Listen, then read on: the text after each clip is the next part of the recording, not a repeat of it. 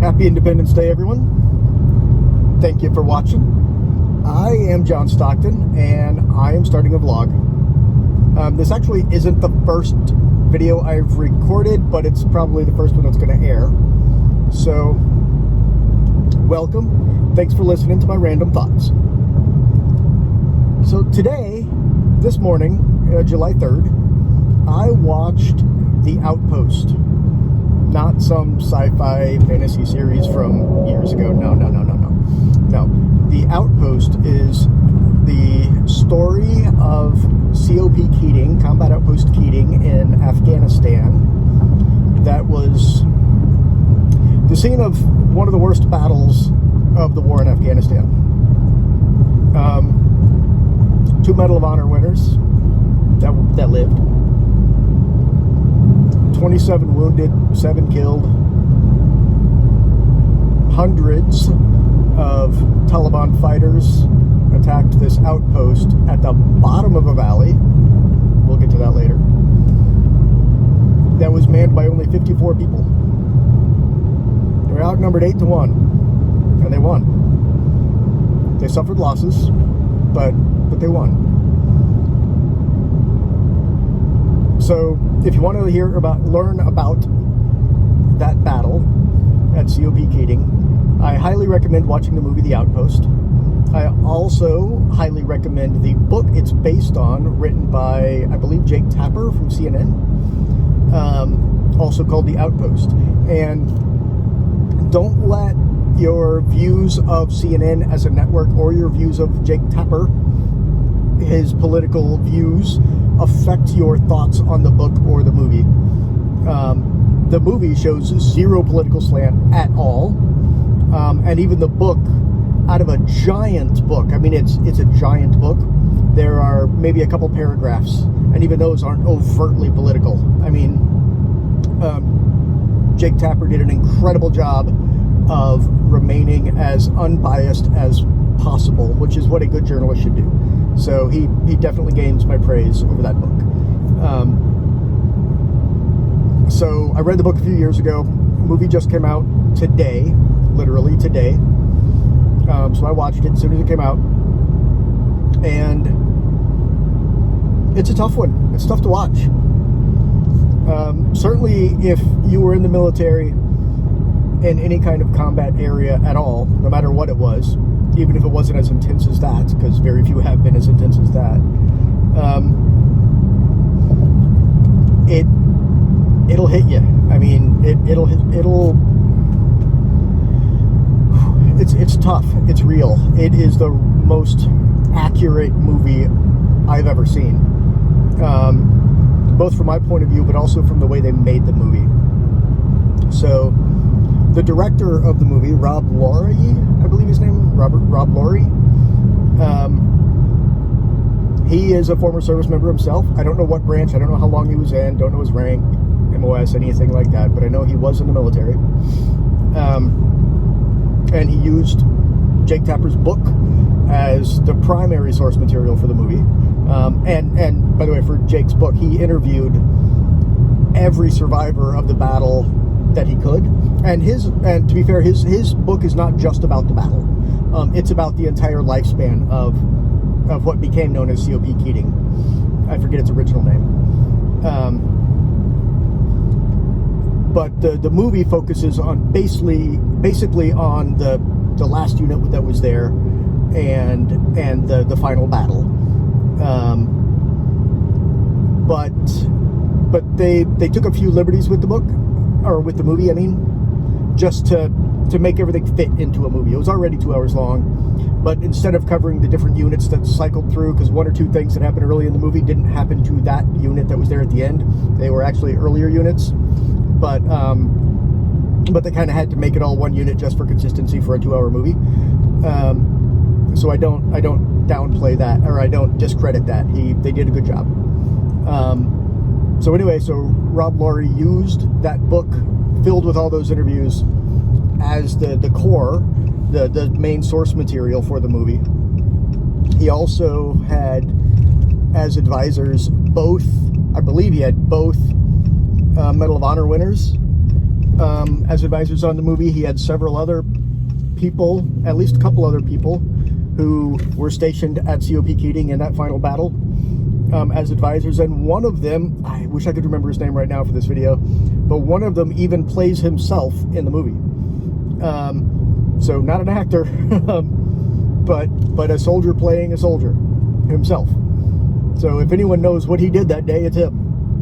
But because of this, with all of these military advisors and military background and actors, a number of the actors that weren't at COP Keating are actually veterans, though. A lot of the crew were veterans, so they definitely got the feel of the military, right?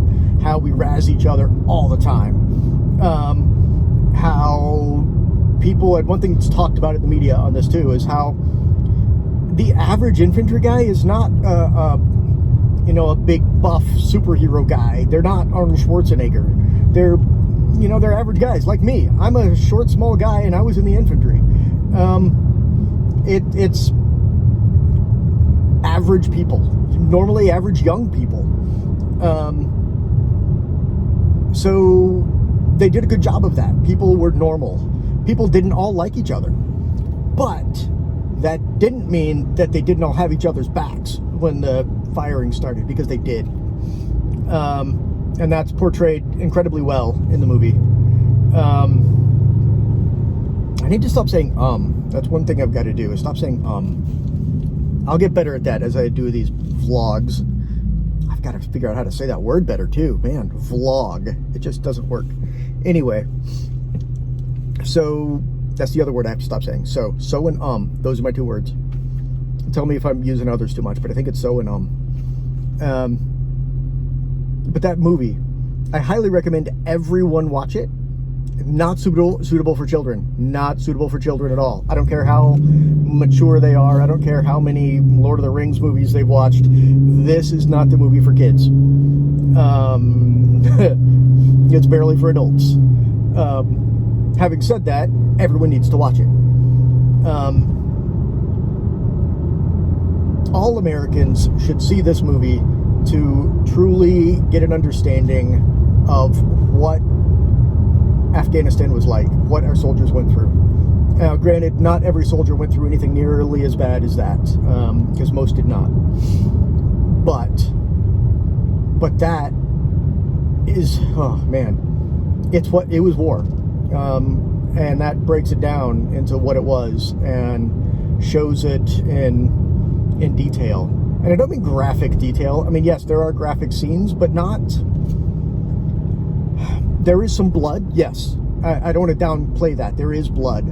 But to me, that was not the most emotional part. It was these people, these soldiers, fighting for each other and having to make those decisions on, do I jump out there in the line of fire where there are hundreds of people shooting at me just to save this guy who's probably dead anyway? Do I do that? And seeing these people struggle with it, make those decisions, which is, oh man, even I'm starting to get emotional again. Just see, that's why I'm wearing these, so you can't see my red eyes. Had nothing to do with the Florida sun, really. No, the personal sacrifice that these people made, the decisions they had to make, I'll leave it there. So it's not a horribly gory movie by any stretch of today, but what it is, sorry, gotta drive fast. So it's not a horribly gory movie, but what it is a incredibly accurate depiction of war. I mean, it's more accurate than Black Hawk Down. It's more accurate than Band of Brothers or Saving Private Ryan. While all of those movies do have much gorier scenes than this movie does, I believe.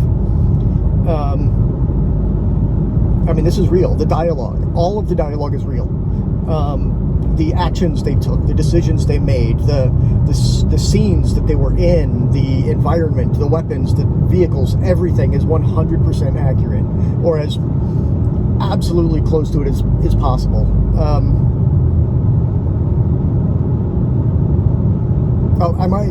I'll have to watch this movie again, because of course I've only seen it once so far.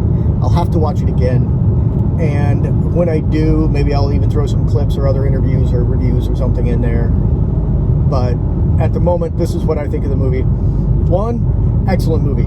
2, everyone should see it. 3, if you're a veteran, especially a combat veteran, and you watch it, how should I put this? Don't watch it when the demons are close. You know what I mean? Watch it. What worked for me? Watch it alone, but with my emotional support close by. So for me personally, I watched it all alone in daytime. And my wife, though, came in like literally right at the end. I mean, the battle was over, and came in and didn't say anything, didn't have me take my headphones out. She couldn't hear what was going on, but was just there, supporting me. So I know a lot of you have that support too, and those that don't, find it, let it find you. But the movie, watch the movie, reach out to your brothers, make sure they're okay, recommend your brothers watch it. Yeah, that's all I got for now. Thanks for watching. Like, subscribe, wherever those buttons are. Do that kind of thing, because I'm going to try to make this vlog a regular thing. How regular, I don't know. It certainly won't be daily, but hopefully it'll be at least weekly, if I can swing it multiple times a week, because I got lots of stuff to talk about, and those of you that know me know that I talk a lot and never run out of things to say. So expect to hear me more. Hopefully you like what I have to say. If anything in this video was not good, whether it's my voice, the way I'm talking, the way I edit it, the topics, whatever, if there's anything in this video you think I could do better, comment below. I will read them all. If you're a troll, I will ignore you at best. But if it's a real comment on something I can do better, or a topic you want me to talk about, or anything like that, I will absolutely read it and see what I can do about it. So anyway, thank you for watching. Like, subscribe, watch my other videos, even though at the moment there's really none. And thanks, and I'll see you another time.